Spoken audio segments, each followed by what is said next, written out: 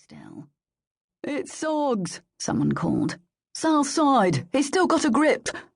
Loch took the grid path at a run, one hand grabbing the crosspipes for balance as she dashed along the narrow surface, the other yanking on her leg chain as it rattled and jangled behind her. Cale was close behind. The other prisoners watched them run by, some shouting encouragement, most silent. "Which rock? Upper grid or lower?" Cale shouted. "The tooth! Lower grid!" Loch grimaced at the reply. The lapis-scala were irregularly shaped like natural boulders. The tooth was a jagged stalactite that hung down like a dragon's fang, its irregular shape so unusual that it necessitated a special frame to lock it into place. The tooth had killed more men than any other stone on the grid, and the cleaners, prisoners kept track of that sort of thing. Loch and Cale had almost reached the tooth when their pipes hit a junction. "God!" Cale hollered. "We've got a man loose!" Loch hit the corner as if she hadn't seen it, and her leg chain snapped taut with a metallic twang that echoed across the grid. Looking down, Loch could see Sogs, an older man, not a killer, probably in for something he wrote or said or sang, clinging to a tiny spur on the great violet stone. His leg chain snapped and jingled as he struggled to pull himself up. "God!" Cale's voice bounced tinny echoes off the shadowed grid. "Switch me over!" There was no way Loch could reach Sogs, not if she kept an arm on the pipes, probably not even if she leapt and trusted in her leg chain to hold both their weights. She gripped the pipes until her knuckles turned white, keeping a scream of frustration in check through sheer willpower. There were murderers and worse at the cleaners. Sogs wasn't one of them. "God!" Cale hollered up to the observation level. "Move your damn arse!" In the maze of grey metal pipes lit from below by the vivid glow of the lapis-scala, the prisoners were completely alone. "It's too far, Loch." Cale gripped the pipes. Loch nodded, then extended a hand without looking at Cale.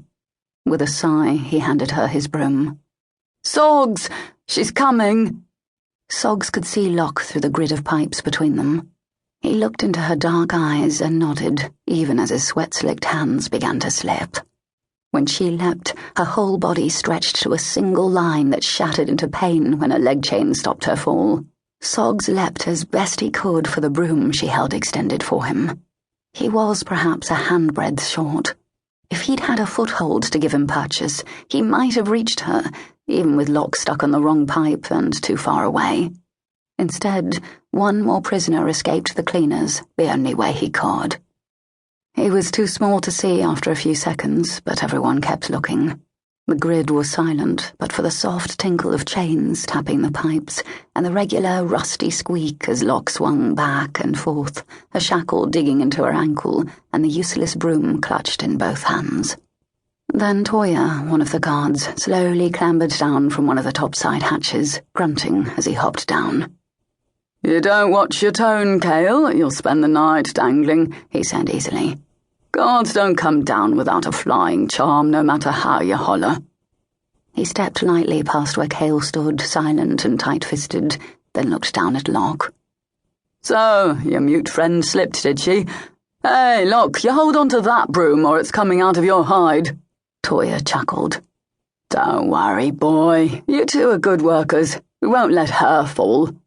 He unlocked Cale's leg chain, locked it back onto another pipe, and gestured for Cale to help Loch. "Been cold as hell," he added with a laugh that echoed off the silent grid. "I had money on her to catch the bastard." Warden Orris huffed into the medical clinic where prisoner Loch was being tended for cuts on her leg. Her hands and feet were shackled, as were those of Jerridan, a prisoner stocking supplies under a guard's watchful eye. Most prisoners hunched over a bit or shuffled when the shackles were put on, but Loch sat calmly, back straight, as a nurse applied the bandages. This had to be handled carefully, Loch thought. Too soft and he'd ignore it. Too hard and he'd snap right here. She gave him a look, devoid of anger or curiosity. She knew Warden Orris didn't like her. It was probably her Urajar blood. Orris acted like he had Old Kingdom blood, and a dark-skinned woman who didn't act properly respectful would naturally put his back up. The fact that she was only half Urajar would make him even angrier. Orris